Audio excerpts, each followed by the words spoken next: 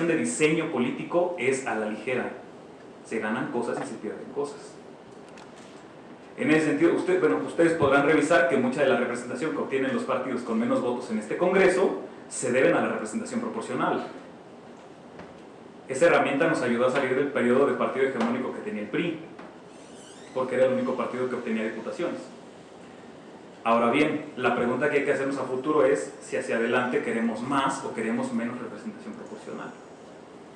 Yo francamente no tengo una respuesta, pero es una pregunta que hay que hacerse para entender cómo nuestras instituciones conviven entre ellas y cómo a partir de eso podemos avanzar hacia el cumplimiento de los objetivos de desarrollo sustentable, entre otros objetivos de política pública. Esa es la problemática que nos aqueja hoy. Como podrán ver, entonces, todas las metas de desarrollo sustentable dependen de cómo los países diseñen sus procesos de política pública.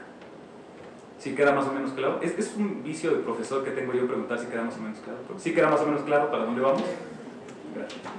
En última instancia es garantizar el acceso público a la información, proteger las libertades fundamentales, de conformidad con las leyes nacionales y los acuerdos internacionales. Este último punto es muy interesante, por ejemplo, en función de las decisiones que está tomando la Corte Interamericana de Derechos Humanos, donde tenemos una discordancia entre lo que dice la ley nacional y lo que vaya a fallar la Corte de Derechos Humanos. Habrá que ver cuál es la decisión a la que llega la Suprema Corte. Al mismo tiempo, el derecho humano a la información, pues básicamente se tiene que defender a través de las instancias que los países encuentren pertinentes. Por ejemplo, nosotros tenemos el INAI, tenemos el Sistema Nacional de Transparencia, y a través de él pues podemos hacer preguntas. La gran cuestión es, podemos ir pasando mientras a la siguiente diapositiva. La gran cuestión es que uno llega a pedir información a través del Sistema Nacional de Transparencia y le dicen, claro, preséntese usted en la oficina de la Secretaría de Comunicaciones y Transportes en Cuernavaca, de aquí le vamos a dar las cajas de información que usted está pidiendo. Oiga, pero no habrá una forma de que me dé PDFs. No, venga por las cajas. Entonces eso implica costos que para muchos son infranqueables. Y ahora bien, el derecho está y el sistema está, pero no se logra la transparentación de la información. Son problemas sencillos que influyen mucho en el cumplimiento de los objetivos de desarrollo sustentable a nivel calle, que es el nivel en el cual la gente lidia con este tipo de problemas. La siguiente diapositiva, por favor. Muchísimas gracias. En ese sentido vamos a ir muy en lo general. Las fotos son de nuestro sistema para mayor correlación, pero esto aplica prácticamente a cualquier sistema político, menos aquellos que no sean democráticos. Los sistemas políticos básicamente son una combinación de instituciones políticas. Tomamos decisiones de qué tipo de instituciones queremos y las combinamos para ver más o menos cómo se llevan. Hasta este punto la literatura nos dice más o menos que los sistemas parlamentarios con representación proporcional funcionan bien, y que los sistemas presidenciales con sistemas uninominales, es decir, un diputado por distrito, funcionan bien. Pero los sistemas presidenciales con representación plurinominal, es decir, los sistemas donde hay presidente y los diputados se escogen por listas, funcionan terriblemente mal. Aún no entendemos por qué. Creemos que es porque causan cierta... le reducen la fuerza al Congreso, le dan mucha fuerza al presidente, entonces uno es más fuerte que el otro.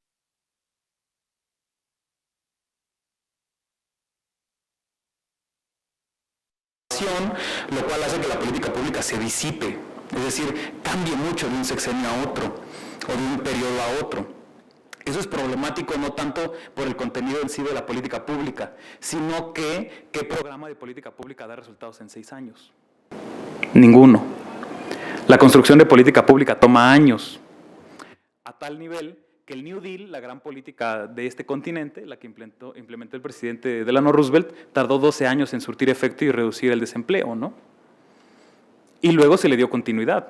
El New Deal llegó prácticamente al periodo de Johnson, en los 60s, y se creó en la Segunda Guerra. Es el tipo de problemas que enfrentamos. En ese sentido, pues estas instituciones políticas son la legislatura, que puede ser de representación proporcional, como decíamos, o representación mayoritaria por distritos, el gobierno, que puede ser presidencial o parlamentario, semipresidencial, etcétera, existen diferentes situaciones, y las cortes, que básicamente las cortes a lo que vienen a jugar acá es el proceso, lo que viene a jugar dentro de las cortes es el proceso de nominación y destitución y la capacidad de revisión que puedan tener. Es decir, en México tenemos 2 procesos, ¿no? Uno es el amparo, que es donde una persona, en función de un caso, pide que se revise la ley para ver si se puede aplicar de alguna otra forma dentro de su caso. Y el segundo es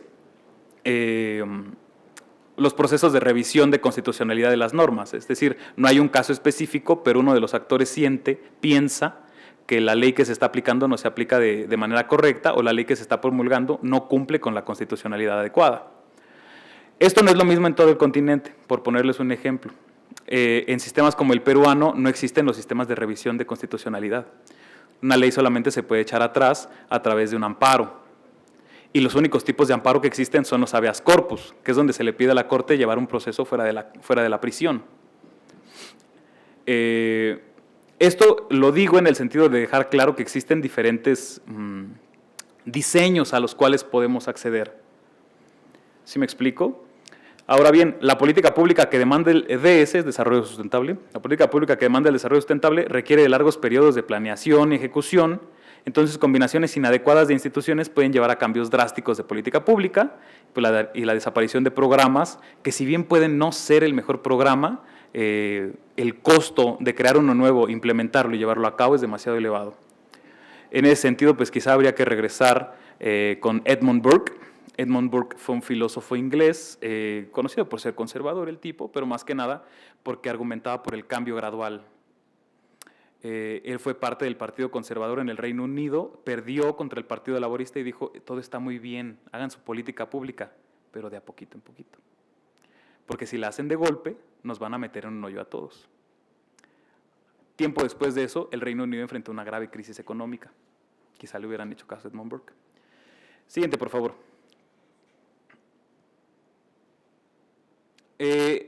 Dentro del proceso de políticas públicas, el primer actor tienen que ser los partidos políticos.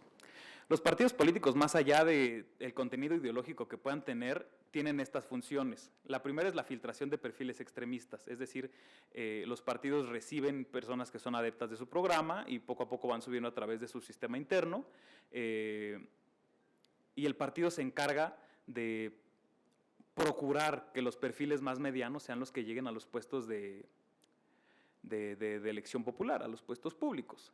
El segundo, que sería la creación de programas basados en sustentabilidad, esto en función de cumplir los objetivos de desarrollo sustentable, es decir, habría que pedirle y encomendarle a los partidos que poco a poco se acerquen en sus programas al cumplimiento de estos objetivos. Eso habría que revisarlo a través de comparar el manifiesto del programa con los objetivos de desarrollo.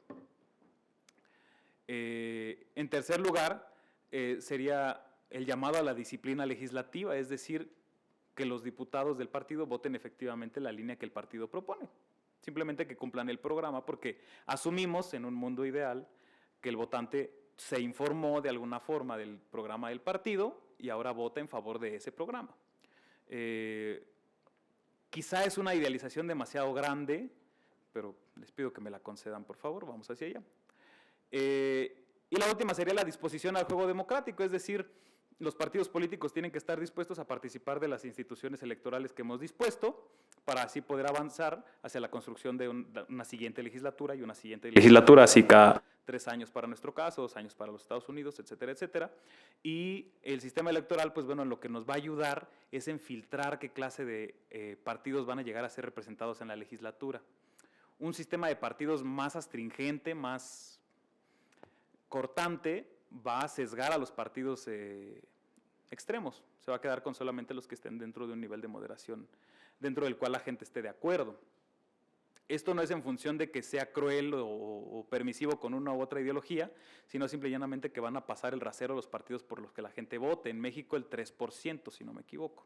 Los partidos que tengan menos de esa representación, pues simple y llanamente pierden su registro, porque pues en un mundo ideal, otra vez les pido que me concedan eso, pues porque la gente no los apoyó lo suficiente. La siguiente, por favor.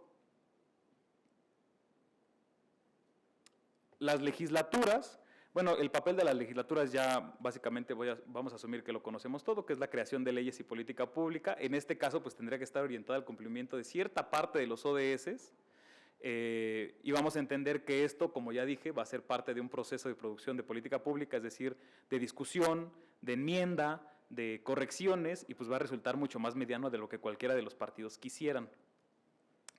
Los partidos suelen enfrentarse a dos tipos de cuestiones. Cuando se permiten enmiendas, la ley suele corregirse poco a poco. Cuando no se permiten enmiendas, pues los partidos quedan ante una situación de tómalo o déjalo, ¿no? Vota a favor o en contra. En cualquiera de estos dos modelos nos vamos a encontrar que la política pública va a ser un poquito más estable y ante esa estabilidad pues vamos a poder ir avanzando hacia políticas públicas que promuevan los objetivos de desarrollo sustentable poco a poco. Es decir, el hecho de que la política pública fuera demasiado volátil no nos permitiría construir programas de largo plazo, porque se aprobaría uno y luego otro, ¿sí me explico? La regulación de la política a través del proceso deliberativo y la rendición de cuentas ante las electoras y los electores sobre programas y cumplimiento. Esto es lo que comentaba al principio. Pasamos a la siguiente, por favor.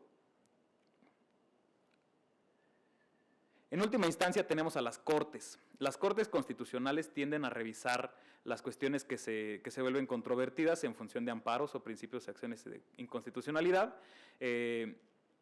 Tenemos un problema de diseño en cuanto a las Cortes muy sencillo. Vamos a decir que hay que renovar un ministro o ministra. Este ministro o ministra que ya, vamos a decir, se retiró, deja el cargo, hay que escoger uno nuevo. Si este se escogiera meramente por trabajo legislativo, ¿les parecería coherente que tire abajo muchas de las iniciativas del propio legislativo? Como que parece contrasentido, ¿no? Pareciera que como el ministro o ministra piensa que podría ver algún tipo de quid pro quo, va a aprobar más de las cuestiones que el legislativo le encomiende. Ahora bien, si el proceso, ya siendo ministro o ministra, si existe una forma de correrlo, de quitarle el empleo, de destituirlo, ¿les parece que va a echar abajo muchas de las iniciativas del legislativo, del ejecutivo, según sea quien lo pueda correr? Pues lo mismo, probablemente no, probablemente va a votar de formas moderadas, evitando que le quiten el empleo. Ante esto hay que imponer ciertos frenos institucionales a la propensión de carreras futuras de los ministros y ministras. Por ejemplo, en los Estados Unidos, llegar a ser justice, que es el nombre que ellos usan para los ministros, es una cuestión vitalicia. En ese sentido, evitamos que el ministro o ministra esté pensando qué va a hacer después de ser ministro de la Suprema Corte. Va a ser para siempre. Por eso vemos ministras muy viejitos en los Estados Unidos, ¿no? Como Ruth Bader Ginsburg, ¿no? En México, por ejemplo, parece que existe la figura del ministro en retiro, accede a una pensión y en función de esa pensión no va a estar pensando en qué va a hacer después, qué va a pasar después de que pase por la Suprema Corte. Quizá también habría que pensar en qué otro tipo de filtros harían falta. En función de buscar la deliberación más honesta por parte de ellos, ¿no? No aludiendo que sean deshonestos, sino pensando en desarrollo institucional. Pasamos a la siguiente, por favor. En última instancia tenemos la burocracia, que uno no suele considerarlos como parte del funcionamiento del Estado, pero definitivamente es la parte con que uno lidia más. Por ejemplo, yo les puedo decir que la diputada es la primera diputada que veo en los últimos 3 años, pero saqué mi licencia y saqué mi acta de nacimiento y en cada uno de esos lugares vi 1, 2, 3 o 4 burócratas. Es decir, lidiamos con muchos más burócratas que con legisladores. Eso es normal, así tiene que funcionar el sistema. La gran cuestión es la siguiente. Esas burocracias son quienes aplican a nivel de calle cualquier política pública que se implemente. Entonces, si se les construye como profesionales de carrera, van a tener menos incentivos a estar pensando qué va a seguir después de ser burócratas, entonces van a poder aplicar de forma más racional políticas que hayamos diseñado en función de los objetivos de desarrollo sustentable. ¿Sí me explico más o menos? ¿Vamos bien o no? Tiene que existir un proceso aparte de capacitación y atención y medición del logro de los objetivos, es decir, la política pública que también se implemente en cada uno de los lugares donde se implemente, y tiene que haber facilitación del acceso a la información y la rendición de cuentas, lo mismo. Es decir, se tiene que facilitar la información a la forma en la cual se están aplicando las políticas públicas a nivel de calle. ¿Esto por qué? Bueno, muy sencillamente, podemos crear, en función de cumplir el objetivo número 3, que es ecosistemas saludables, podemos crear una ley en la cual, vamos a decir, prohibamos los carros y tengamos solo carros eléctricos. Es una alucinación, pero síganme el ejemplo. Pasa la legislatura, la aprueba el Ejecutivo, pasa a la Suprema Corte, nadie tiene ninguna queja, se tiene por constitucional, y después, ¿qué pasa? Bueno, que en Actopan Hidalgo sí se permiten carros, porque uno le da una limosna a la persona que está en el verificentro y ya no lo arrestan. Entonces, ¿se cumple o no se cumple el ODS? ¿Sí me explico? Ese es el problema. Por eso hay que tener en cuenta cada uno de los niveles de aplicación de la política pública. No se puede olvidar y no se puede pensar que se van a lograr los ODS sin tomar en cuenta la burocracia a nivel calle. Ellos son quienes tienen la última decisión en cuanto a la aplicación de este tipo de políticas. Y en última instancia, la siguiente, por favor. Tendríamos el nivel comunitario. La persona que aparece acá es David Hume, filósofo matemático, y la otra es un pantano, en función de que este señor plantea algo conocido como el dilema del pantano. Imagínense que tenemos dos granjeros. Los granjeros viven pegados al pantano. Entonces tienen el terreno donde siembran ellos lo que sea que siembren, y el gran problema es que nada de esto se da porque el pantano está demasiado sucio. Ahora bien, si uno de ellos decide drenarlo y el otro decide no hacerlo, la persona que no lo hace como que se va a ir de gorrón, es decir, el que lo drene va a hacer toda la chamba y el que no lo drene pues va a disfrutar de los beneficios sin haber puesto una gota de trabajo. Lo mismo pasa para el caso contrario, ¿no? Es decir, si el otro lo hace y el otro descansa. En función de esto, pareciera que la decisión más racional de ambos es no drenar el pantano, porque capaz que voy y trabajo y le trabajo de gratis al vecino. Ese es un problema de decisión racional. Para los que no hayan estudiado Rational Choice, yo sé que es como la parte más fea de la ciencia política, pero para los que no la hayan estudiado, estos problemas parecen así como, wow, un logro, la modelación matemática de problemas. Pero bueno, definitivamente a lo que llegamos es, la mayoría de los problemas de bienes comunes no se van a solucionar. ¿Por qué no se van a solucionar? Por este miedo a que le gorroneen el trabajo a uno. Y el ejemplo más cercano que tenemos en México es el ejido. Más allá de la punto de vista ideológico que tengamos con respecto al modelo de propiedad ejidal, la mayoría de los ejidos tenían un problema de subutilización debido exactamente a esto. Existía un miedo grave a que pudieran gorronearle el trabajo a uno dentro del ejido. A final de cuentas, nadie terminaba por cuidar del lugar y el lugar,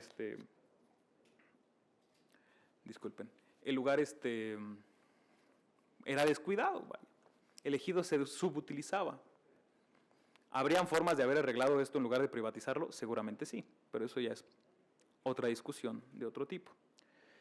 En ese sentido, el nivel comunitario es parte fundamental de los objetivos de desarrollo sustentable en función de que muchos de los bienes que llegamos a tener, por ejemplo, parques, camellones de las avenidas, u otro tipo de bienes comunes que podamos tener, dependen profundamente del aprovechamiento que se les dé en el nivel comunitario. Aquí también se crean políticas públicas. El gran problema es que se crean entre vecinos y uno piensa que es un espacio menos político, pero es igual o más político que las legislaturas. Hay que tomar decisiones sobre bienes muy específicos, como quién barre la calle.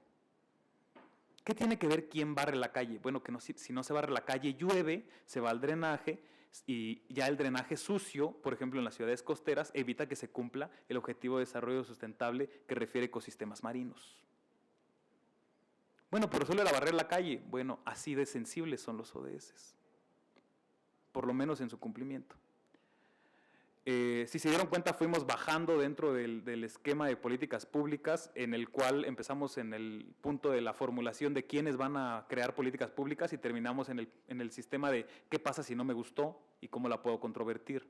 El último, el sistema comunitario, pues vaya, parece que integra esto en uno solo porque todo se resuelve a través de asambleas vecinales o en el peor de los casos, grupos vecinales de WhatsApp, que pueden ser bastante molestos.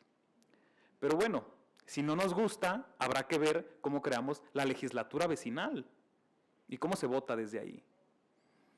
Porque la democracia no es una cuestión que solamente competa a esta casa del pueblo, que es este Congreso, que yo creo que es aquí donde reside verdaderamente la soberanía del pueblo mexicano, aquí y en las 32 legislaturas locales. Sino que la democracia es prácticamente una construcción constante de instituciones, donde empieza en el hogar y quien lava la ropa y termina en la Asamblea General de las Naciones Unidas, ¿no? Es decir, ahí también se tienen que construir instituciones democráticas. Claro que la familia siempre es la peor de las autocracias, ¿no? Pero bueno, eso es plática de otro tipo. En ese sentido, pasamos a la siguiente, por favor. Ok. En ese sentido, yo encuentro data en función de los reportes de cumplimiento de los Objetivos de Desarrollo Sustentable, y me pareció interesante testearla, sobre todo en función de un índice de democracia y sobre todo en función de un índice de democracia, es decir, ¿qué tanto influye la democratización de los países en el cumplimiento de desarrollo sustentable? Para quien no sepa leer una de estas grafiquitas, que no es tan compleja, básicamente significa que mientras más crece una en el eje de las X, más crece la otra en el eje de las Y. Cada uno de estos puntos es una observación para un país en un año. ¿Sí me explico? Es decir, hay un punto que dice Afganistán 1991 y otro que dice Afganistán 1992, etcétera, etcétera.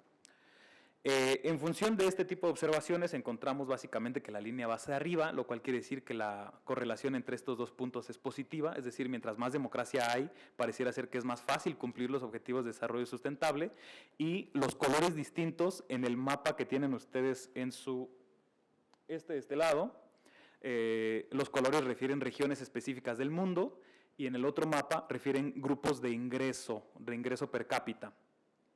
Como ustedes pueden ver, el mapa que refiere regiones está claramente marmoleado como en secciones, ¿no?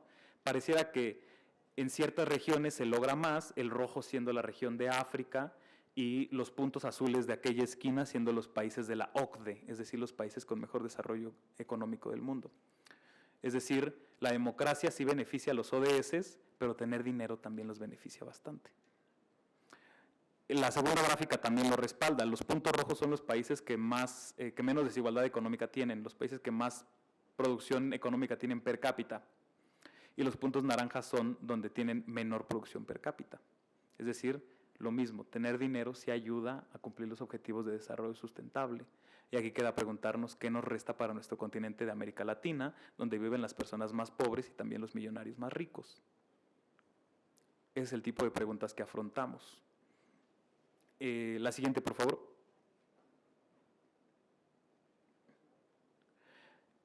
Esta última trata específicamente, es un estudio del mismo tipo, pero sobre el ODS número 16, que es el de la construcción de instituciones.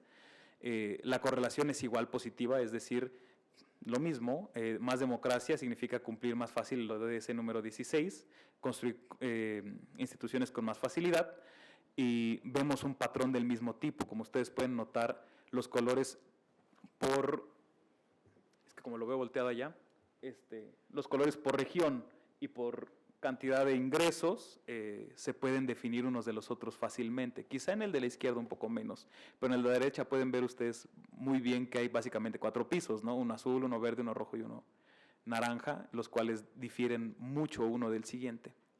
Eso quiere decir pues, que crear instituciones que defiendan la democracia y procuren la impartición de justicia depende profundamente del ingreso per cápita.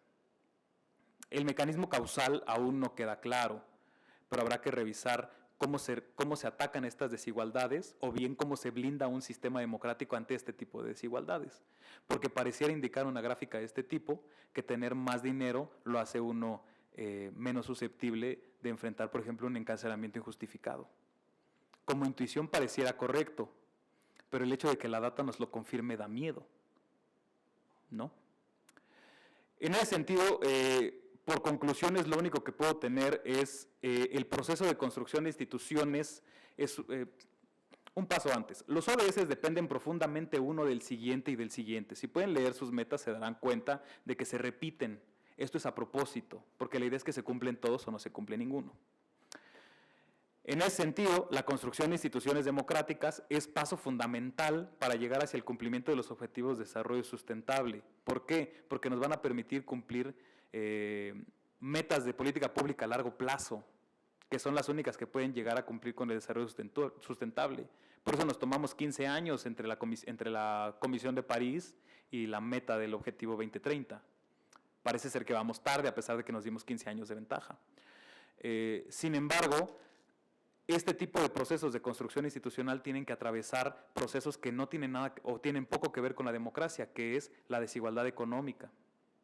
Habrá que ver qué tipo de instituciones seguimos creando para blindarnos contra este tipo de problemas. Porque una vez más, como la reforma electoral que estamos atravesando el día de hoy nos deja ver, la construcción de instituciones es constante. Nada es fijo. Menos en un sistema constitucional como el nuestro, que aparenta rigidez, porque hay que juntar muchísimos votos para modificar la Constitución, y sin embargo cada vez se modifica más. Esto no lo digo como algo malo, solamente lo digo para notar que el proceso de construcción de instituciones para garantizar la democracia y el acceso a la justicia va a seguir adelante. Habrá que subirnos todos para ver hacia dónde llevamos este barco. Es cuanto. Muchas gracias.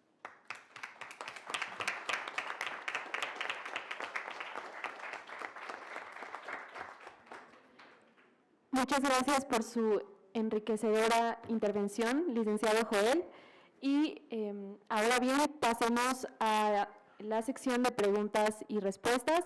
Nuevamente, quien tenga una pregunta, alce su mano para que esté a su alcance el micrófono y pueda ser respondida.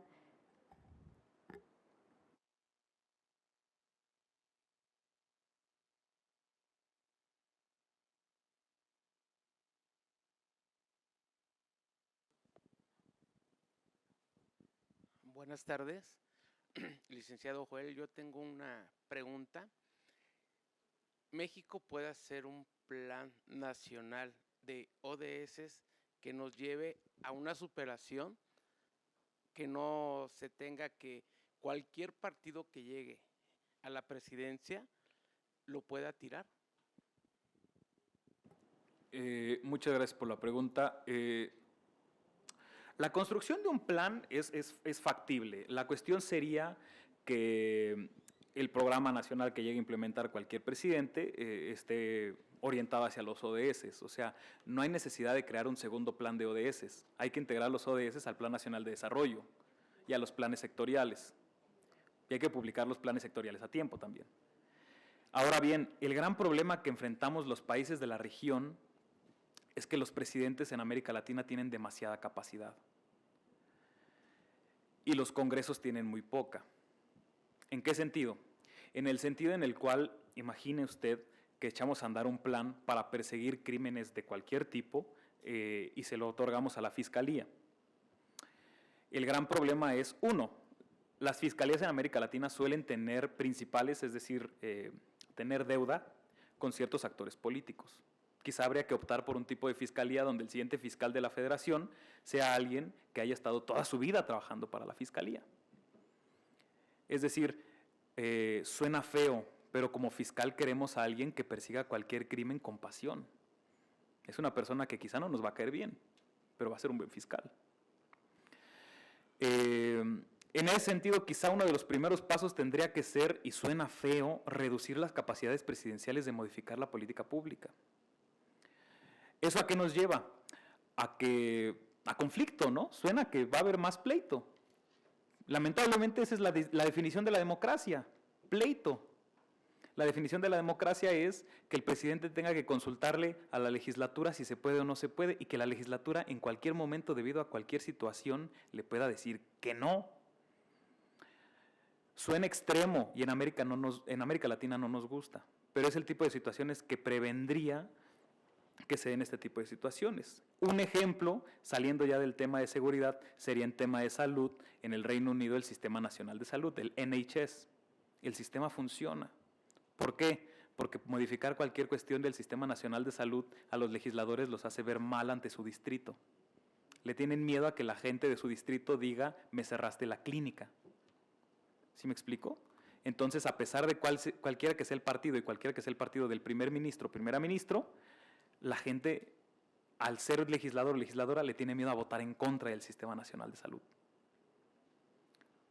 Este es el tipo de cuestiones. Ahora bien, suena raro porque estamos planteando una cosa más o menos muy simple, más conflictividad. ¿Sí me explico? ¿Por qué? Los políticos, voy a hacer un paréntesis ahí rápido, la gran cuestión es que enfrentamos un problemita ahí de rendición de cuentas, dentro del cual no es tan complejo. Los diputados en Estados Unidos se preocupan mucho por lo que opine su distrito de ellos. Es más, son capaces de cambiarse de partido y el distrito sigue votando por ellos si los conoce bien. En México tenemos un problema de rendición de cuentas al interior del distrito. En primera, porque para el ciudadano es costoso informarse, y en segunda, porque para el legislador o legisladora es costoso regresar al distrito. Es un problema de costo doble. No es un problema moral, siempre voy a aclarar esto. En ciencia política hablamos muy poco de la moral. Hablamos del problema de costos. Ahora bien, ese problema habría que ir encontrando maneras en las cuales los partidos y las legislaturas nos puedan ayudar a franquearlos. ¿Para qué? Para que la distancia entre el legislador y el ciudadano sea cada vez menos. Ahora bien, respecto a lo que se puede hacer en función desde el sector privado, el sector privado siempre va a estar inspirado a gastar lo menos posible y ganar lo más posible. Es la función de todo buen negocio. No está mal, simple y llanamente así funcionan los negocios. En ese sentido, habría que buscar alianzas público-privadas dentro de las cuales la utilidad que obtenga el gobierno de aplicar un plan de desarrollo sustentable sea la máxima y el empresario sienta que está ganando algo al perder lo que pierde en reducir su productividad. Es decir, hay que llegar a alianzas que sean lo suficientemente fuertes como para satisfacer esa pérdida que está teniendo el empresario, quizá al producir menos, quizá al producir más caro en función de materiales más caros, que sean eco-friendly, que habría que cuestionarnos qué tan útil es ser eco-friendly, ¿no? ¿Qué tanto sirve lo eco-friendly, ¿no?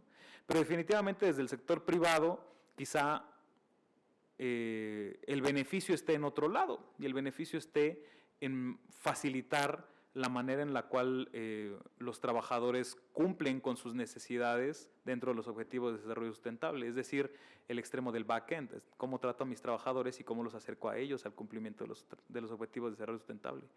¿Qué tanto le pago a las mujeres y qué tanto le pago a los hombres dentro de mi empresa? Quizá nos ayude a satisfacer el objetivo número 8. ¿Sí me explico? Es decir, gran parte está en la producción, pero vaya, poco se puede esperar de empresas que produzcan cosas que sean ostentosas, ¿no? O definitivamente tenemos que estar en el lado en el cual cómo se trata al trabajador nos va a ayudar mucho más a cumplir ciertos objetivos. Pero definitivamente la empresa, si la asumimos racional, no quiere cumplir los ODS. La empresa, si la asumimos racional, quiere parecer que cumple los ODS y maximizar los beneficios. Entonces el rol del gobierno es ponerse la máscara del policía rudo y obligar. O ponerse la máscara del policía bueno y ofrecer beneficios. En esa tensión es que funcionan los gobiernos con el sector privado, sobre todo en economías tan capitalistas como la mexicana, porque el mexicano es un capitalista ávido, le encanta gastar dinero, tanto así que crea tianguis para poder gastar dinero sin pagar impuestos. También para generar economías de escala, pero básicamente es eso. Y es cuanto.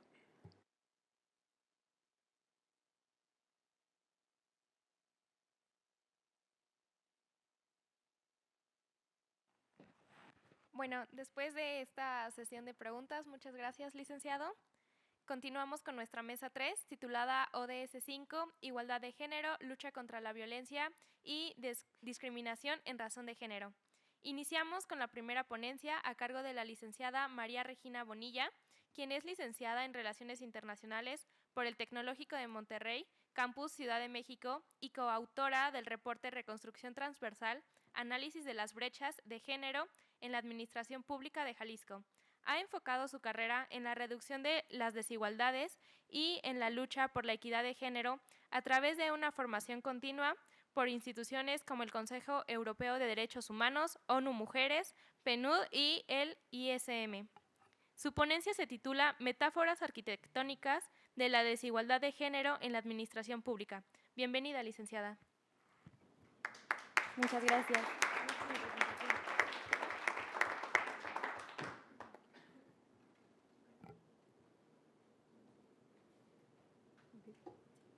Buenas tardes, muchas gracias a todas las personas que están aquí en este evento, al Movimiento Juvenil de Participación Política del Estado de México por la invitación, y a la diputada Almazán por crear esta clase de espacios.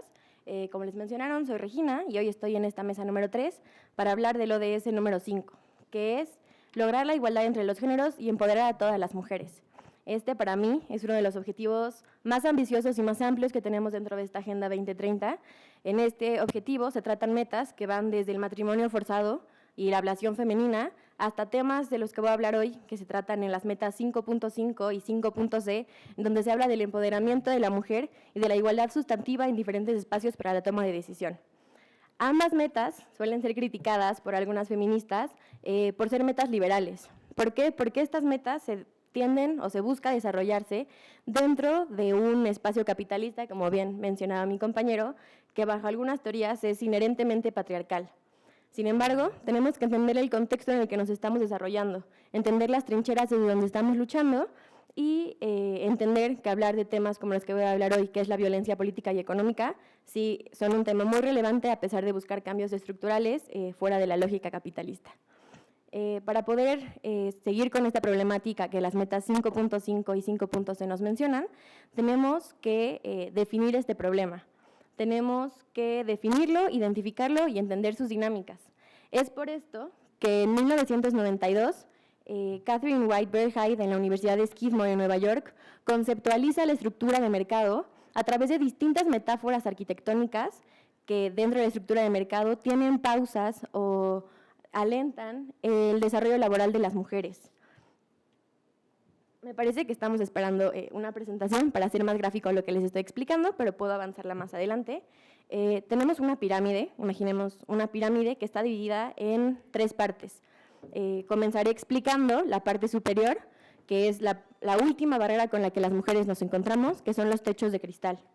Estos techos de cristal son barreras intangibles e invisibles que están creadas por ideas y prácticas patriarcales. Este techo de cristal responde a la pregunta de por qué las mujeres no ocupamos puestos de poder y por qué no estamos en los lugares de toma de decisión. ¿Cómo se construyen estos techos de cristal? De acuerdo a Diana Mafia, las acciones simbólicas que construyen al mismo género son las que construyen este techo. Esto quiere llevarnos a la explicación de cómo se construye el género. Este género se construye gracias a sesgos y atajos cognitivos. Nuestro cerebro busca entender el gran mundo al que nos encontramos a través de atajos cognitivos mediante los cuales encapsulamos a través de binarismos el gran mundo que nos rodea. Es decir, masculinizamos y feminizamos carreras y en este caso, en los techos de cristal, feminizamos y masculinizamos los puestos de poder y las cúpulas de toma de decisión. Ya está la presentación, si podemos avanzar una más, esa es la pirámide que les mencionaba, estos son los techos de cristal. Entonces, una vez que se construyen estos techos de cristal a través de los sesgos cognitivos de los que les platico, pues hay graves consecuencias para las mujeres. 2 que les quiero mencionar el día de hoy son la brecha salarial y la falta de representación. La brecha salarial es evidente, no podemos ocupar los mismos cargos, no tenemos los mismos salarios y esto crea a su vez otras consecuencias que dañan la vida de las mujeres. La primera, pues, es la posible dependencia económica que encontramos en una relación hombre-mujer. Esto atenta contra la autonomía y la independencia de las mujeres. La segunda es el posible abandono del desarrollo laboral femenino al encontrarnos con la maternidad y la paternidad. Cuando el hombre gana más que la mujer y nos encontramos en un proceso de crianza, evidentemente quien va a tener que dejar el trabajo va a ser quien gane menos. En México y en el mundo, quien gana menos somos las mujeres. Entonces encontramos una brecha y una pausa en nuestro desarrollo laboral que muchas veces no podemos retomar. Y en estos tiempos pospandémicos, como platicaba Joel, es muy difícil retomar este desarrollo laboral. La segunda consecuencia de la que quiero platicar es la falta de representación. Esta falta de representación se ve específicamente a través de 2 mecanismos que vivimos en el día a día. La primera es que no estamos representadas en la toma de decisión, en estas cúpulas de poder que no podemos alcanzar por los techos de cristal. Y bueno, esto significa que falta la perspectiva del 52% de las mujeres en México y del 49.6% de la población a nivel mundial. Esto no quiere decir que las mujeres o el 52% de la población pensemos lo mismo, sino que tenemos necesidades compartidas que no están siendo tomadas en cuenta. Un ejemplo es la distribución de vacunas de COVID-19, donde nunca hubo un aviso o no hubo medidas que pudieran tratar las alteraciones en los ciclos menstruales de las mujeres. Caso contrario, un lugar en donde hay paridad de género, como lo son espacios aquí y en el Senado, podemos avanzar iniciativas como lo es la menstruación digna en México. La siguiente consecuencia de la falta de representación, que es una consecuencia de los techos de cristal, es la falta de modelos a seguir. Esto tendrá repercusiones que hablaremos en los pisos pegajosos más adelante, pero esto significa que no tenemos referentes a seguir, no tenemos modelos a seguir o mujeres a las que podamos admirar, cada día tenemos más, pero es algo que es reciente. Un ejemplo de esto es que en México, a las niñas en la educación primaria que les interesa el área de la salud, están aspirando a ser enfermeras y no médicas, por la falta de referentes que tenemos en nuestra vida cotidiana. La siguiente, por favor. En la siguiente parte de la pirámide, pensemos en la parte del medio, se encuentran las paredes de cristal. Estas paredes de cristal evitan que nosotras como mujeres en el mercado laboral nos movamos de manera horizontal hacia áreas de distintas áreas funcionales y en distintas divisiones de servicio. Esto se produce a través de la segregación ocupacional. Como ya platiqué sobre los sesgos cognitivos, tendemos a masculinizar y feminizar no solamente los puestos, pero también las áreas en las que nos podemos desarrollar. Esto quiere decir que las paredes de cristal nos tienen confinadas en roles que están feminizados y estas zonas se encuentran, estas áreas se encuentran en las zonas laterales de la pirámide, es decir, no nos encontramos cerca del movimiento vertical porque no hay un movimiento horizontal tampoco.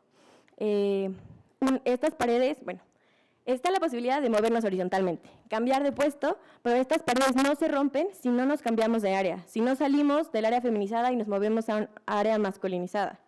¿Cómo es que se construyen esta segregación ocupacional y a su vez las paredes de cristal? Como ya mencionamos, a través de estereotipos de géneros que actúan como un atajo desde nuestra infancia. De acuerdo al censo de 2020, en México están muy definidas las áreas masculinizadas y las feminizadas. Las áreas masculinizadas son la ingeniería y el campo de la construcción y las feminizadas son las ciencias administrativas y sociales.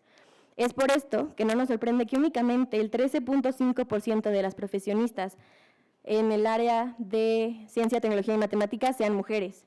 Esto es importante porque el que solo haya 13% en estas áreas nos hace ver que la predominancia masculina se concentra en los sectores que son más dinámicos y que están mejor remunerados.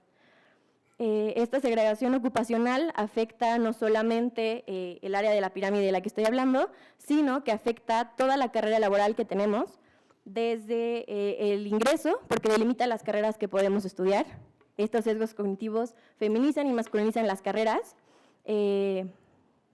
También en la trayectoria, una vez que estamos delimitadas en las áreas feminizadas, entramos en una trayectoria donde no nos podemos mover a través de las áreas funcionales.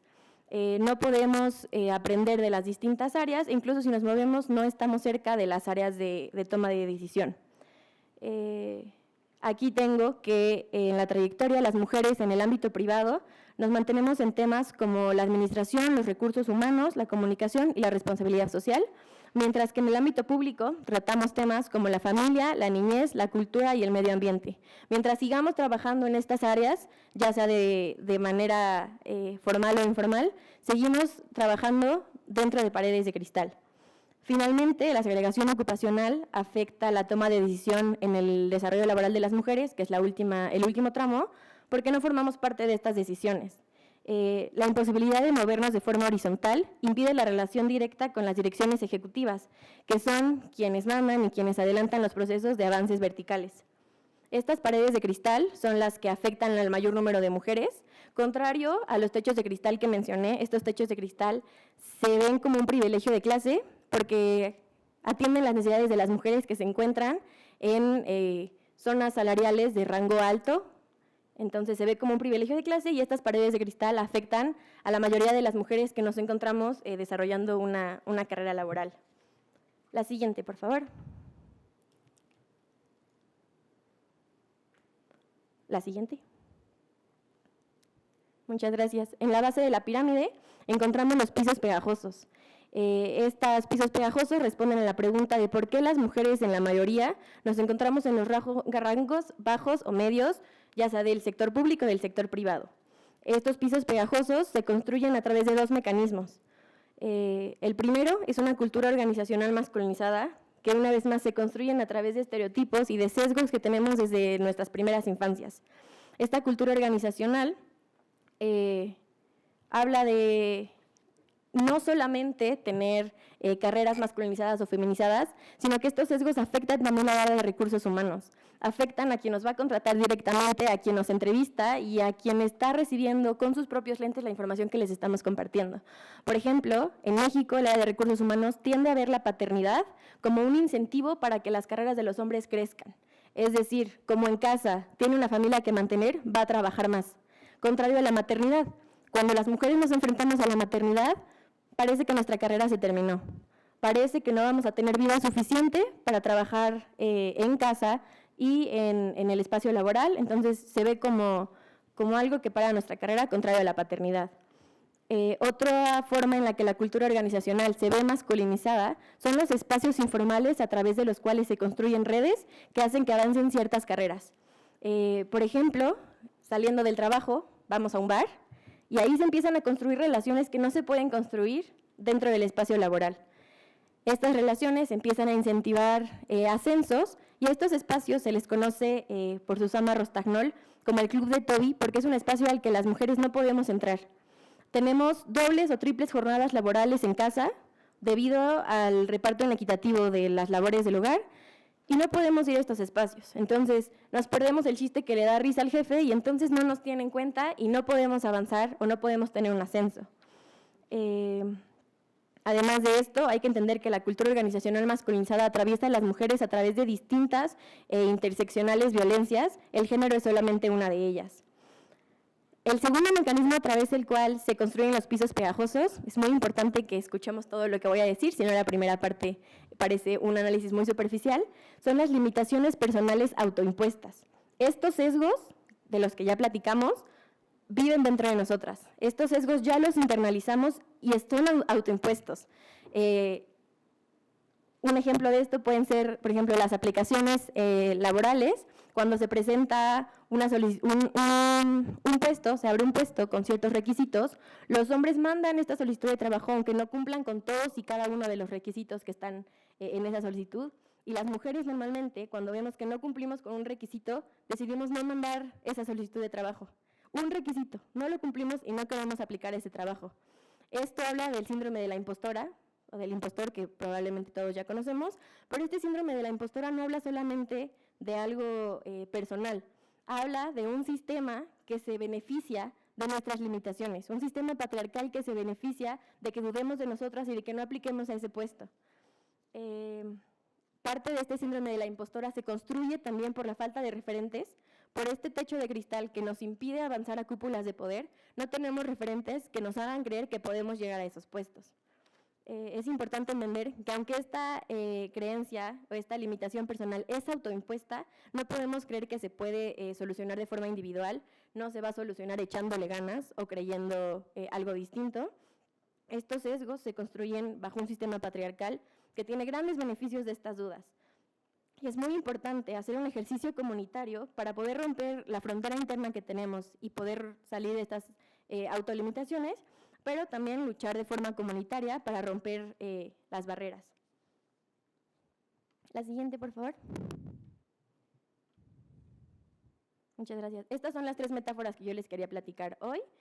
Mary Bird menciona que estas metáforas subrayan la exterioridad femenina a los sistemas laborales, ya que se considera que las mujeres en el poder tenemos que romper barreras o tomar algo a lo que no tenemos derecho. Estos trabajos no son de nosotras, tenemos que romper todo lo que hay alrededor para poder tomarlo. Esta es la forma en la que se presentan las paredes, los techos y el piso como algo que tenemos que romper y algo a lo que somos externas. La siguiente, por favor. Y bueno, una vez que entendimos la teoría y que pudimos definir el problema y entender sus formas de trabajar, me gustaría platicar sobre el trabajo que hicimos en Transversal Think Tank a través del reporte Reconstrucción Transversal, un análisis de las brechas de género en la Administración Pública de Jalisco. Aquí lo que tratamos de hacer fue cuantificar y hacer visible el problema que se tenía en estas 3 metáforas dentro de la Administración Pública de Jalisco. ¿Cómo hicimos esto? Hicimos una base de datos enorme en donde incluimos información sobre los salarios, los currículums y la estructura organizacional que se tenía sobre la administración. A través de esta información pudimos cuantificar las diferencias salariales que se tenían, pudimos ver la jerarquía, como era evidente, que había mismas jerarquías con diferentes salarios y respondían a una diferencia de género. Esto lo hicimos cuantitativamente muy fácil. Y la parte cualitativa que estudiamos fueron la educación y la experiencia. La experiencia que tenían las mujeres y los hombres que estaban ocupando esos puestos y los niveles de educación que tenían los hombres y las mujeres en estos mismos puestos. Una vez que cuantificamos esta información también, pudimos encontrar que en la Administración Pública de Jalisco tenemos las 3 metáforas: los techos de cristal, las paredes de cristal y los pisos pegajosos. La siguiente, por favor. Voy a empezar porque creo que es la que más me sorprendió, que fueron los pisos pegajosos. En los pisos pegajosos encontramos que en la Coordinación General Estratégica de Crecimiento y Desarrollo Económico, el 96.61% de las mujeres ganaban rangos bajos o medios. Esto quiere decir ganaban entre 15 y 28 mil pesos. Sin embargo, el 100% de las personas que ganaban entre 41 y 54 mil pesos son hombres. El 100%. Es decir, los hombres en esta coordinación están ganando 3 veces más que lo que gana la mujer. Esta información es pública en los portales de transparencia a través de diferentes solicitudes. Esto está pasando hoy. Otro piso pegajoso que pudimos identificar a través de una serie de entrevistas que hicimos también fue que el 15.8% de las mujeres ganan menos que hombres que hacen el mismo trabajo que ellas. Esto ya fuera de la coordinación, esto fue a nivel administración pública. También es importante recordar las limitaciones de las que platicábamos, de estos sesgos autoimpuestos, ya que el 10% de las mujeres declinaron puestos más altos debido a la inequitativa distribución de los trabajos de cuidados. Esto quiere decir que los estereotipos no se quedan en ideas. Estos sesgos no se quedan en que no podemos, sino que verdaderamente hay una barrera que nos lo impide. Estas dobles o triples jornadas laborales nos impide tener ascensos, y aquí el 10% de las mujeres tuvo que declinar un puesto más alto por este trabajo que tenían en casa. Seguimos con las paredes de cristal que encontramos, y aquí encontramos que en la Coordinación General Estratégica de Seguridad, un área típicamente masculinizada, de su personal solamente el 25.71% son mujeres. Esto quiere decir que el área que tiene el monopolio y el uso de la fuerza solamente tiene un cuarto de la perspectiva femenina. Todo lo demás son hombres tomando decisiones acerca de la seguridad pública del estado de Jalisco. También en las paredes de cristal encontramos que el 15% de las mujeres en la administración pública fueron cuestionadas por ocupar cargos típicamente masculinizados. Finalmente llegamos a los techos de cristal, en donde 8 de las 30 instituciones analizadas tienen una mujer a su cargo. Y hablando de la segregación ocupacional, ¿qué instituciones creen que tienen mujeres a su cargo? Medio ambiente, turismo, familia, niñez, cultura y, bueno, evidentemente la Secretaría de Igualdad Sustantiva entre hombres y mujeres. Muchas gracias. La siguiente, por favor. Bueno, transversal, después de hacer este análisis, después de identificar estas metáforas, emite desde la sociedad civil una serie de recomendaciones a través de las cuales se pueden romper estos techos, se pueden romper estas paredes y se puede escapar de estos pisos. La primera recomendación que se hace es continuar con la mediatización política de asuntos públicos y la generación de información técnica. Esto quiere decir que debemos seguir asistiendo a estos espacios. Debemos sorprendernos por las estadísticas que les estoy dando. Debemos de tratar de entender la magnitud que tiene esta información en nuestras vidas cotidianas. A pesar de no vivir en Jalisco, pues tenemos que entender que esto es grave para las mujeres que están ahí, y también tenemos que generar información técnica. Este estudio es replicable por cualquiera de ustedes.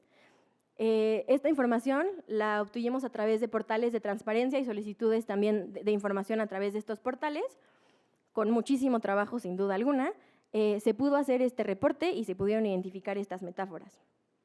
La segunda recomendación es no concentrar esfuerzos en el mero aumento de porcentajes femeninos en los cargos públicos. Esto no siempre es igual a un avance en la agenda feminista. Sin embargo, se debe tener una estrategia transversal con perspectiva de género. Esto en inglés se conoce como gender mainstreaming, y la idea es que atraviese de forma transversal todas y cada una de las estrategias que se tengan para el desarrollo, tienen que tener una perspectiva de género.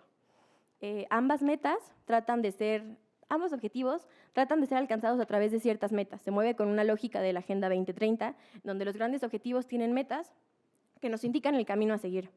En este caso, por temas de tiempo, me voy a limitar a leer 3, pero los invito a que revisen más detalladamente todas estas metas, estos objetivos y estas recomendaciones en la página pisostechosyparedes.com, donde pueden ver la base de datos de la que les estoy platicando, el reporte y las recomendaciones. La primera recomendación es aumentar la representación de mujeres y de la perspectiva de género en puestos medios y altos.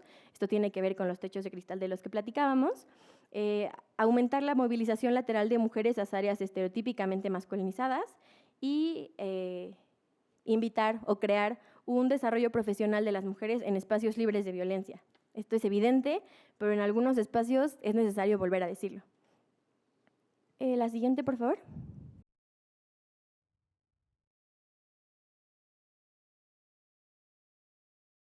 Finalmente, quisiera concluir con la importancia de regionalizar los datos que les estoy diciendo.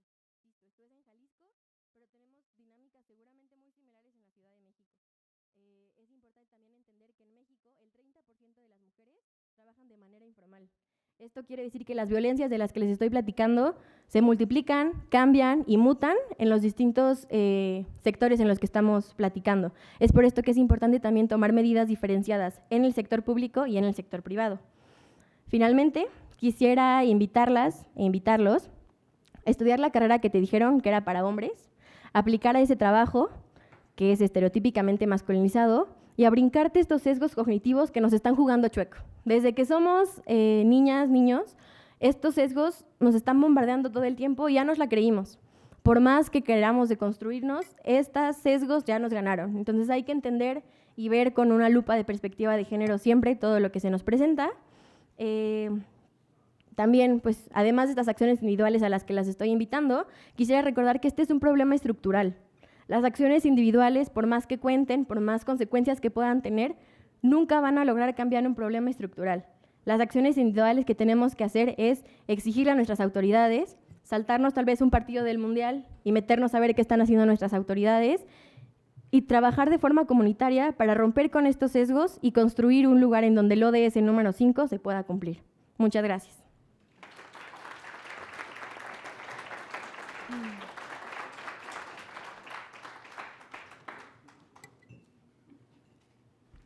Bueno, muchas gracias por su enriquecedora ponencia. Y bueno, es momento de pasar a la sesión de preguntas.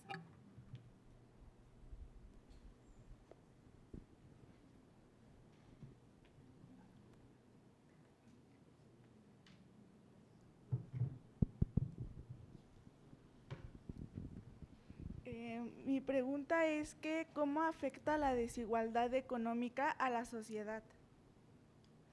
Bueno, creo que es importante retomar las cifras que mencioné. La sociedad somos el 52% de las mujeres. La mitad de la sociedad está siendo afectada por las maneras en las que ya mencioné, pero, por ejemplo, los hombres, y creo que este es un tema muy interesante, en Estados Unidos hay un momento en el que las licencias de cuidados y de maternidad son exclusivamente para las mujeres. Entonces, hay un momento en el que los hombres tienen que cuidar y se involucra a los hombres en la agenda feminista. Se busca que los hombres pidan también licencias de cuidados. Eso lo hacen viendo solamente por ellos. Ellos tienen que cuidar, en este caso no es a infancias, tienen que cuidar a sus padres y tienen que dejar el trabajo. Entonces, queriendo buscar un beneficio individual, que podría ser en este caso el cuidar a sus padres, logran que las licencias de maternidad y paternidad se igualen, haciendo que el trabajo en casa sea dividido de manera más equitativa. Entonces, creo que hay muchas cosas, definitivamente el patriarcado afecta a hombres y a mujeres de forma diferenciada, pero los hombres también se ven afectados. Yo creo que poco a poco en conversaciones como las que estamos teniendo, estamos entendiendo que estos sesgos cognitivos que construyen al hombre le están jugando chueco también. Este tema de no poder expresar los sentimientos, de tener que ser los principales proveedores, de no tener la posibilidad de trabajar en la crianza de sus hijas e hijos, porque son quienes ganan más y no pueden dejar el trabajo, son temas que afectan a la otra parte de la sociedad que no se ve claramente por la desigualdad de género que platiqué en este momento.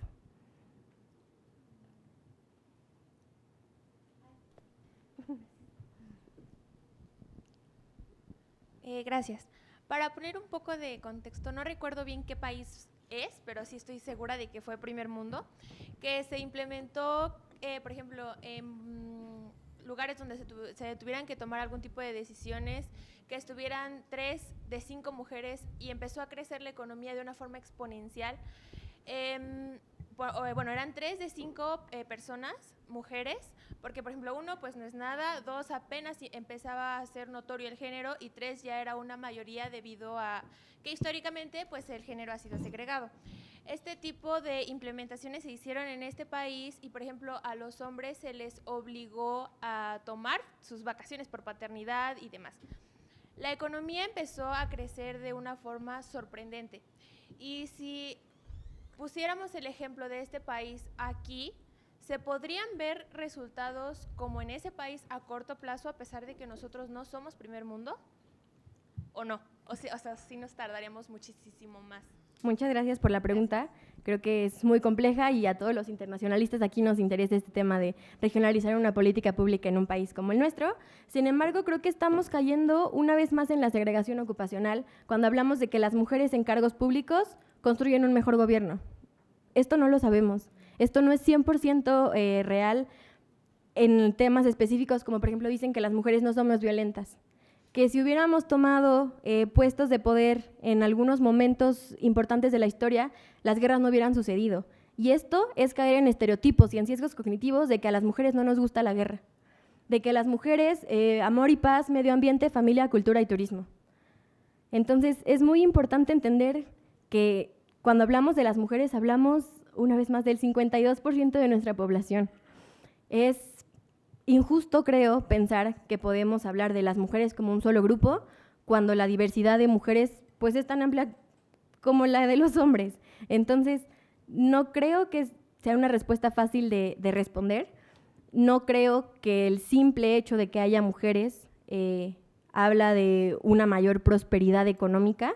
Creo que es algo que se tiende a decir, es algo que se tiende a pensar, pero muchas veces estos comentarios vuelven a caer en los estereotipos y en las segregaciones ocupacionales en donde nosotras debemos resolver los problemas y nosotras podemos hacerlo cuando muchas veces no es así. Claro, muchas gracias.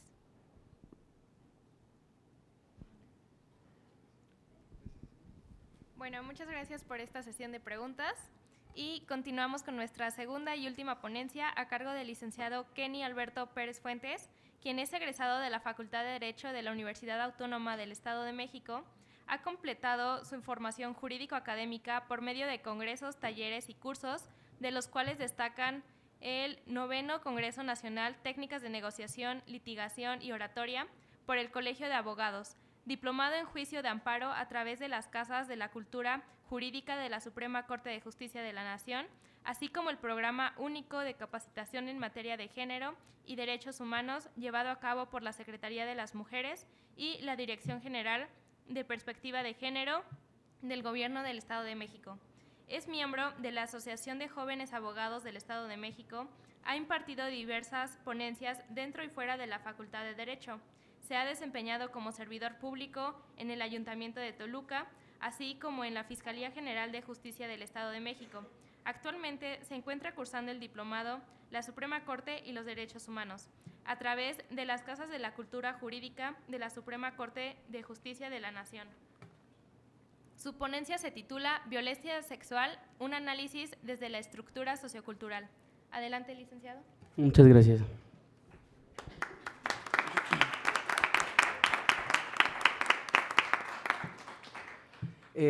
Buenas tardes a todos, muchas gracias por su tiempo.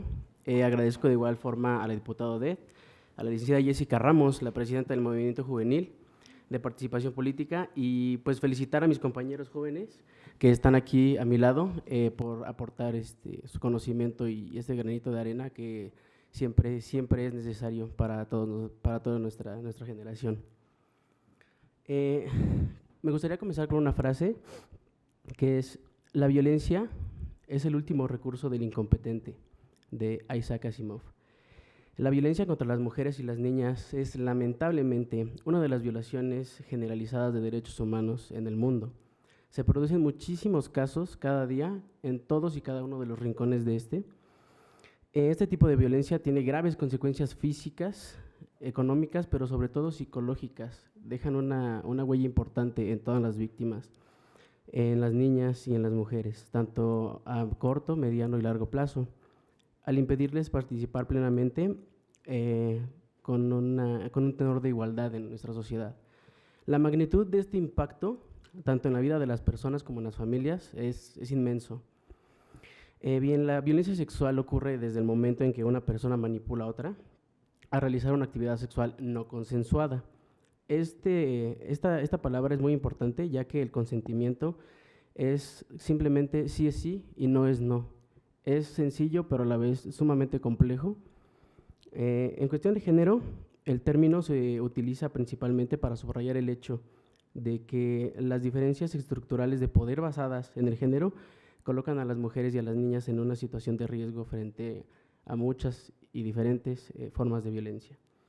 Los grados de violencia en los que se pueden identificar van desde tocamientos, comentarios, ofensas, hasta agresiones físicas, golpes, amenazas, violencia a tal de que, pues, como al día de hoy nos acontece tristemente, pues asesinatos, ¿no? Feminicidios. Y es impactante esta realidad, más que nada porque algunas de las mujeres de aquí, yo creo que pues personalmente han sufrido en algún grado de violencia, ¿no? Conocen a alguien o personalmente lo han sufrido y tienen una historia que contar. Y esto nos lleva a preguntarnos cómo se origina la violencia, ¿no? ¿Cuál es el génesis de esta problemática? La violencia en el ámbito familiar es un abuso de poder, es estructural. Es intencional, que va desde un sometimiento hasta, como ya lo había comentado, una agresión física, verbal, psicológica o hasta de un índole sexual. Las mujeres dentro de su domicilio familiar son las que sufren esta violencia.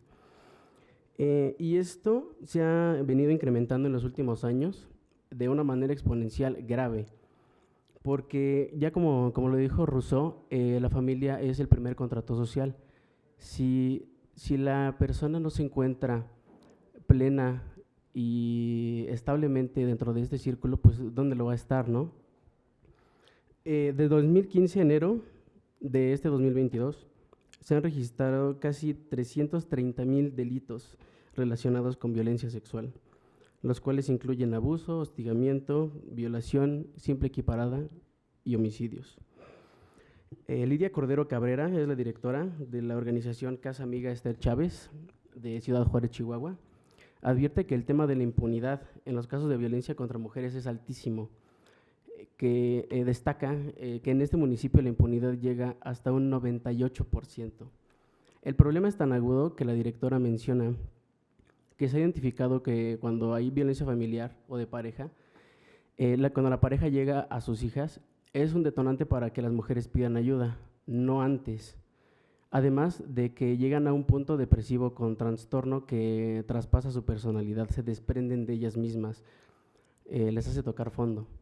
Narra que han llegado a la asociación casos de mujeres que han sobrevivido a suicidios, quienes incluso intentaron asesinar a sus hijos y a sus hijas en medio de la violencia que viven, bajo el pensamiento de que ellos no sigan sufriendo lo mismo que ellas. Los niños y niñas son los más afectados, ¿no? en esta situación. Y pues nos evocamos a las cifras, nos dan datos crudos. Precisamente en la pandemia se hizo visible la gravedad de la situación en el país.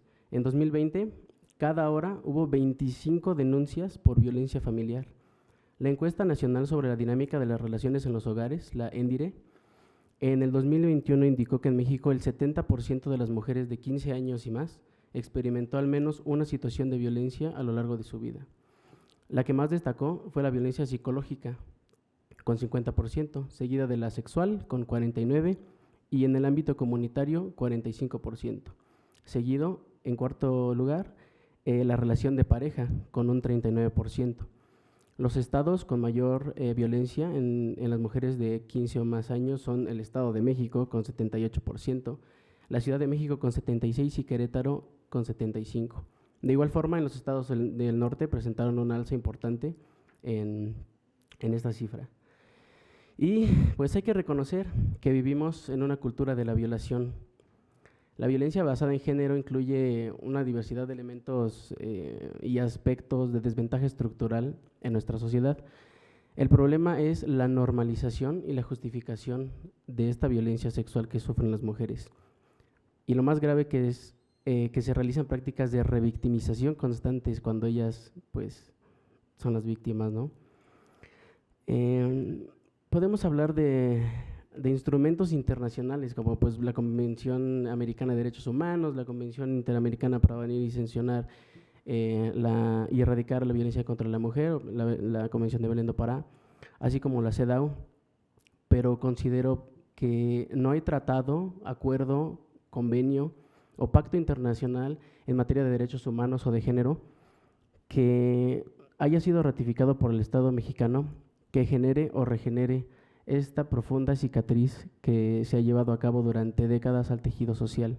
Si diariamente en nuestro país mueren 10 mujeres al día, 10 madres, 10 hermanas, 10 hijas. No es suficiente realizar reformas constitucionales ni legislativas si lo del papel se queda en el papel, ¿no? Se inaplica, se convierte en letra muerta.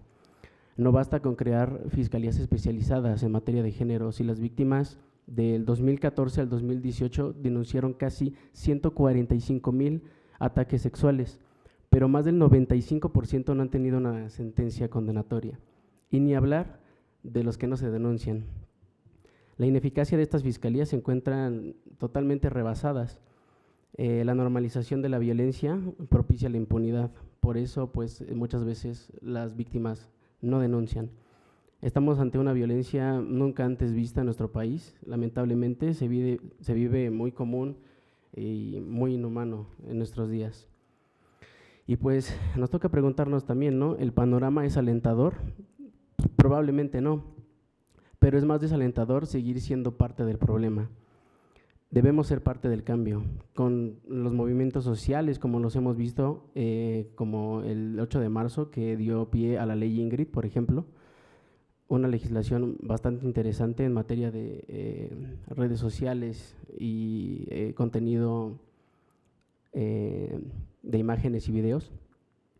De igual forma, pues seguir denunciando, ¿no? Seguir levantando la voz, seguir exigiendo justicia.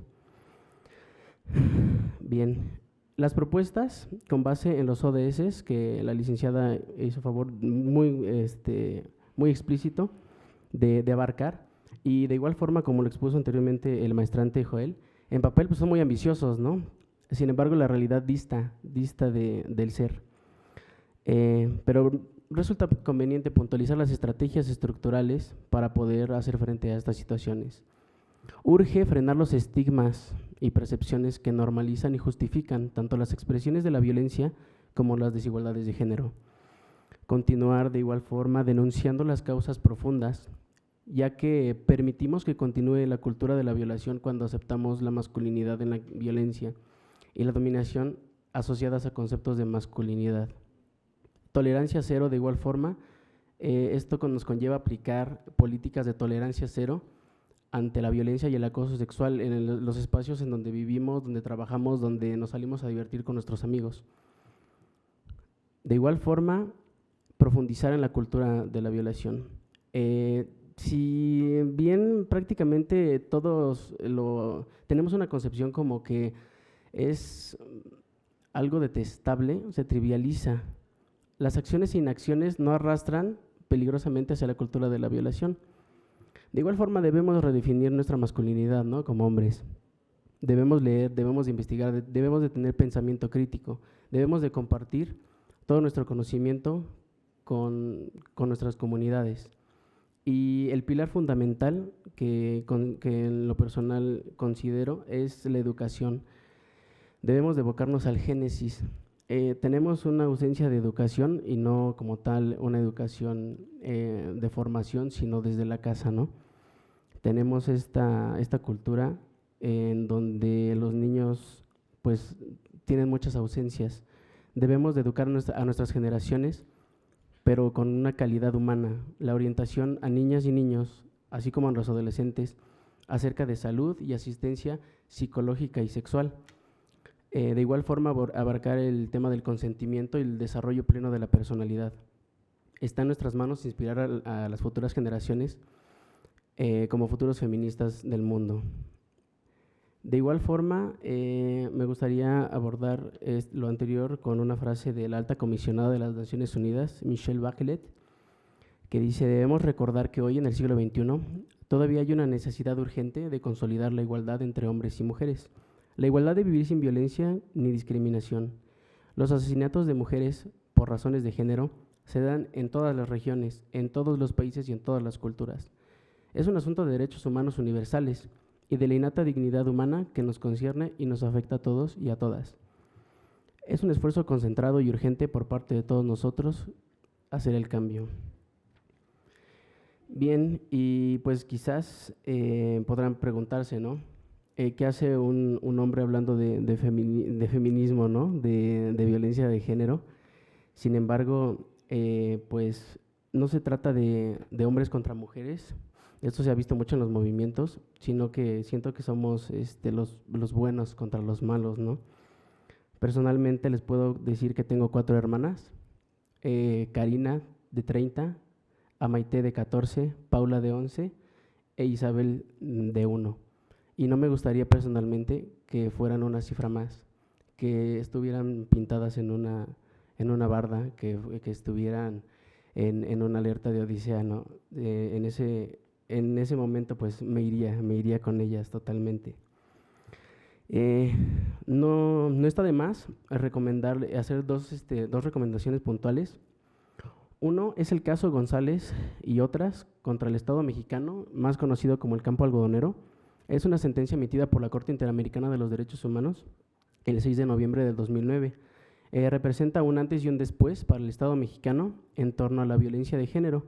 La sentencia condena al Estado mexicano como responsable de la desaparición y muerte de 3 mujeres, Claudia González, Esmeralda del Herrera y Laura Ramos, cuyos cuerpos fueron encontrados en un campo algodonero de Ciudad Juárez, Chihuahua, los cuales presentaron abuso y violencia con extrema crueldad.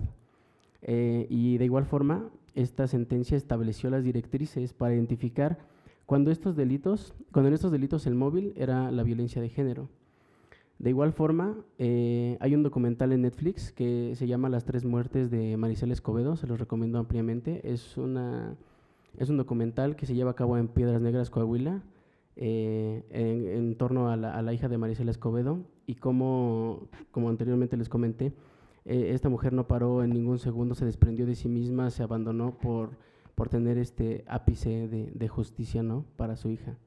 Muy bueno.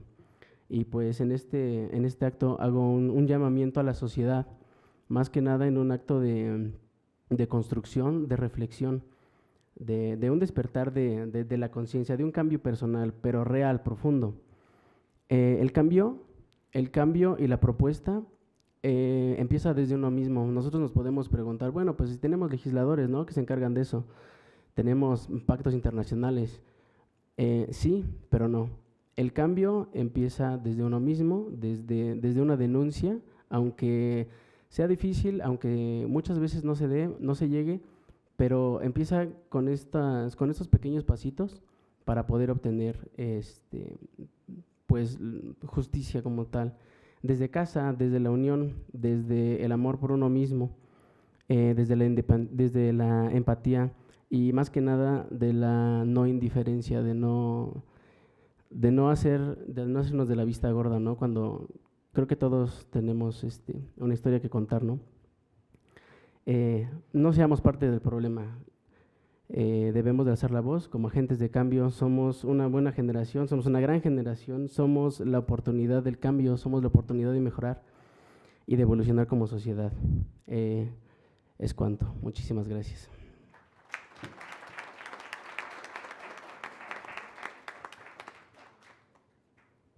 Bueno, muchas gracias, licenciado.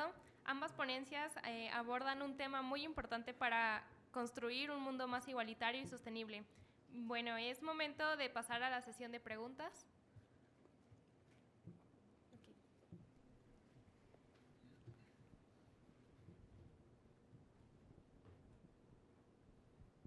Muchas gracias por la palabra.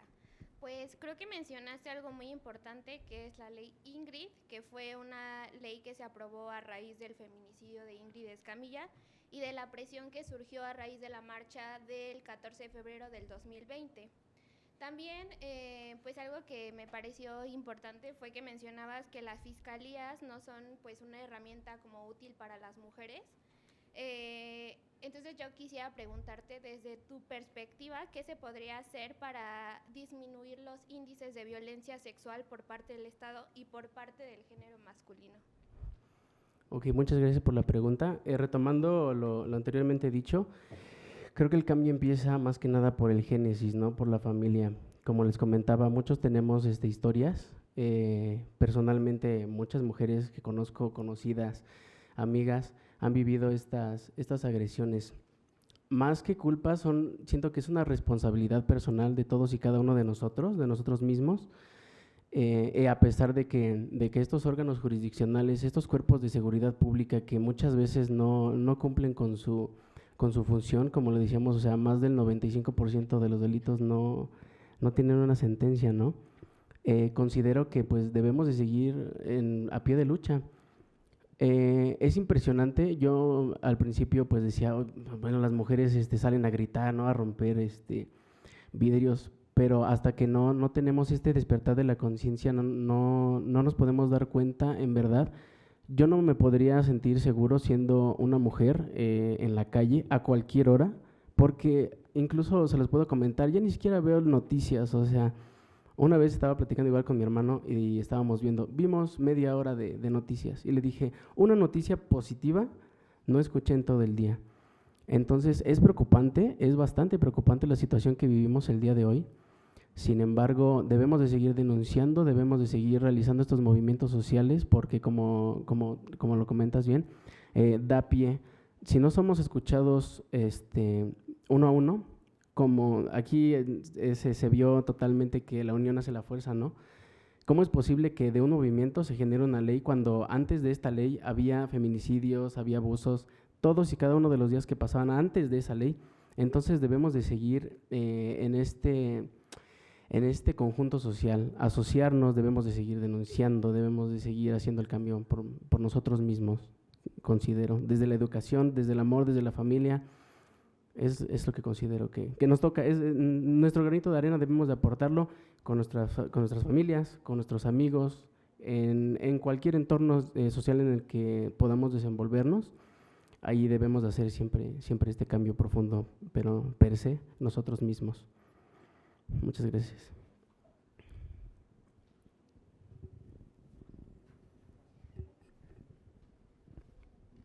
Gracias. ¿Cree que la violencia es un problema generalizado y en la actualidad qué respuesta ofrece? Los cuerpos de seguridad pública no funcionan, pero debemos de seguir en este pie de lucha. ¿Me puedes repetir tu segunda pregunta, por favor? En la actualidad, ¿qué respuesta ofrece el gobierno a las víctimas de violencia? Es triste decirlo, pero pues una respuesta muy poca, ¿no? Yo cuando personalmente estuve en la Fiscalía General de Justicia del Estado de México, pude ver la cantidad de trabajo que se tiene. A veces, muchas veces, no es porque no se quiera trabajar, no es porque no se pueda dar una respuesta, es simplemente que se encuentran rebasadas de trabajo. El índice delictivo es tal, es impresionante que a veces, muchas ocasiones, no se le puede dar una atención como tal. Debe de ser constante estas denuncias. Sin embargo, en lo personal se me hace muy, ¿cómo decirlo?, decadente que un solo caso, por ejemplo, el de Ingrid, por ejemplo, el de Devani, tenga que ser mediáticos para que puedan tener una respuesta, ¿no?, del gobierno. Cuando los delitos se persiguen de oficio, cuando todas y cada una de las denuncias deben de seguirse. Pero atendiendo a tu pregunta, no es porque a veces no se quiera, sino que se encuentran totalmente rebasadas de trabajo las fiscalías. Entonces, pues nuestro deber, como les digo, es seguir denunciando, seguir, insistir para que podamos tener una respuesta, porque es su deber, es su trabajo, no hay de otra. Y es cuanto es. Gracias. Muchas gracias por esta sesión de preguntas. Bueno, ahora daremos paso a la entrega de reconocimientos. La Cámara de Diputados del Honorable Congreso de la Unión, en conjunto con el Movimiento de Participación Política Juvenil del Estado de México, otorga el presente reconocimiento al licenciado Joel Mendoza Gómez por su destacada participación como ponente en el foro El Sistema Internacional y la Agenda 2030, retos actuales y perspectivas. Brindémosle un fuerte aplauso, por favor.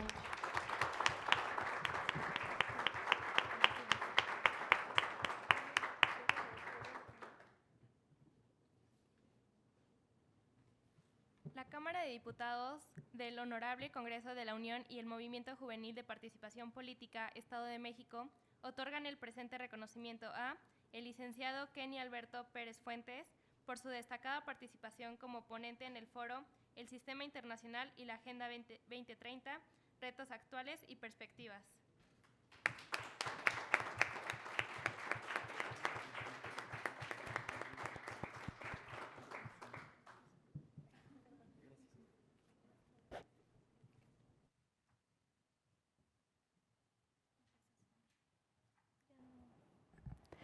Asimismo, la Cámara de Diputados del Honorable Congreso de la Unión, en conjunto con el Movimiento de Participación Política Juvenil del Estado de México, otorga el presente reconocimiento a la licenciada María Regina Bonilla por su destacada participación en el presente foro. Brindémosle un aplauso, por favor.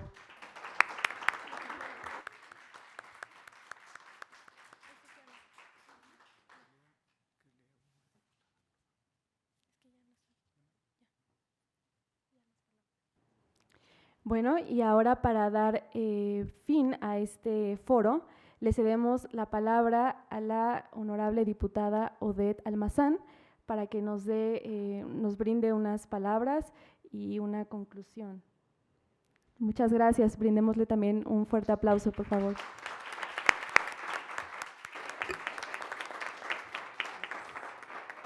Gracias, buenas tardes. ¿Ya son tardes o noches?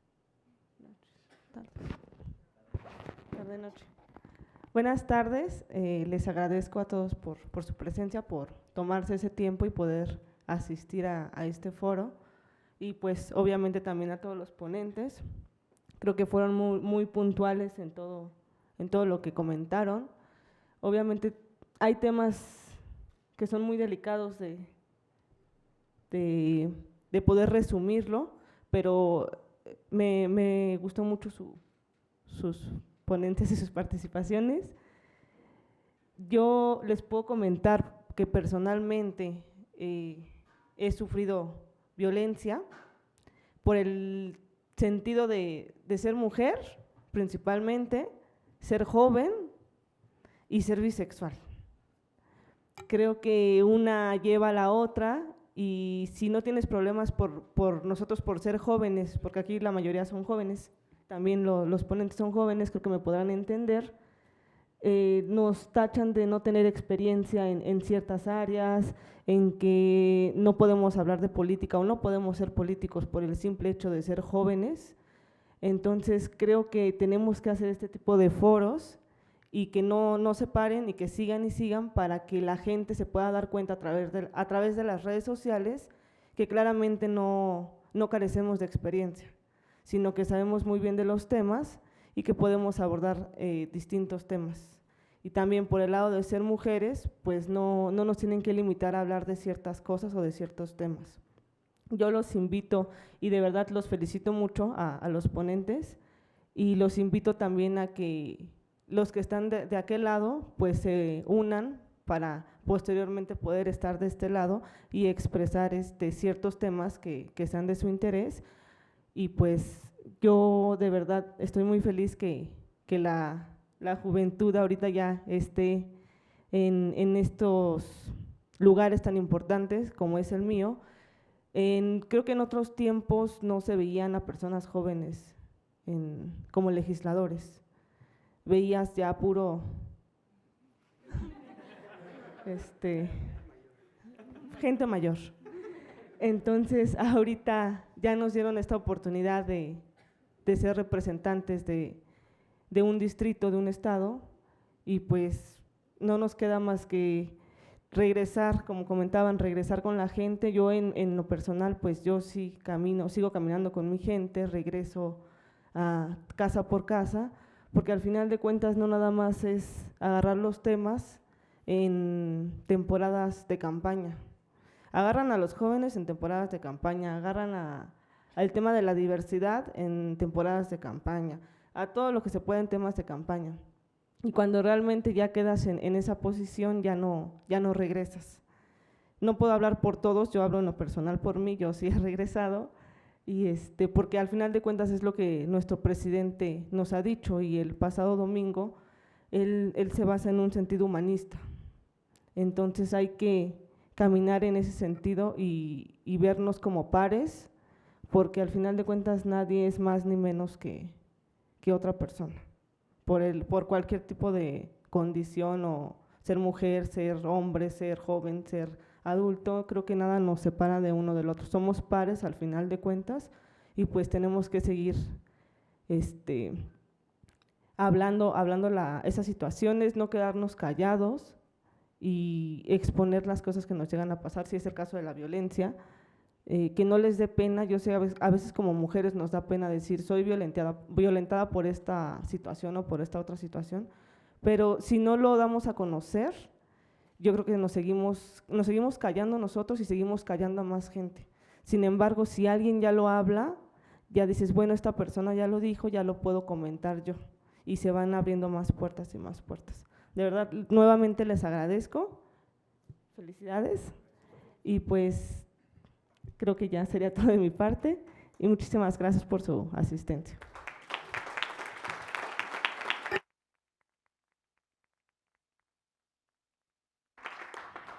Bueno, nuevamente por parte del movimiento agradecemos a usted, diputada, por brindarnos este espacio.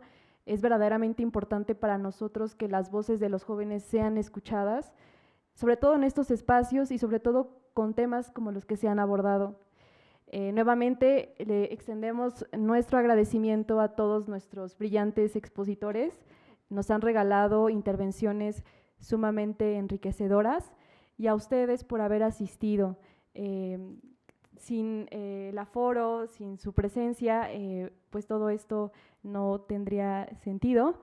Y bueno, queremos también precisar que la diputada nos ha brindado el detalle de poder regalarnos libros para que, por favor, cuando salgan del auditorio puedan pasar por un libro.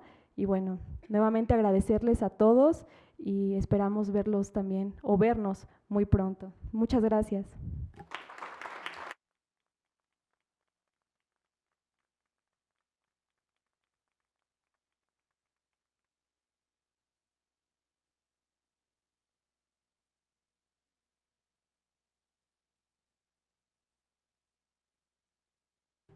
Si quieren.